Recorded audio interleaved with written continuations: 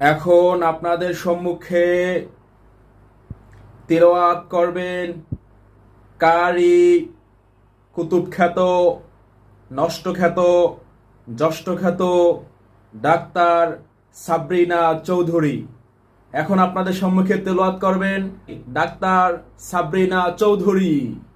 উলাইকা আলা হুদাম মির রাব্বিহিম ওয়া উলাইকা হুমুল মুফলিহুন।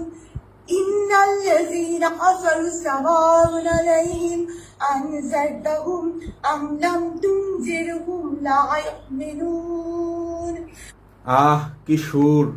কারি সাহেবের সুরে যেন মধু বেয়ে বেয়ে পড়ছে। আসলে এটাকে আমি কি বলবো বা কি বলে এর ব্যাখ্যা বা বিশ্লেষণ করবো সেটা আমার ভাষা নাই বা বলার মতো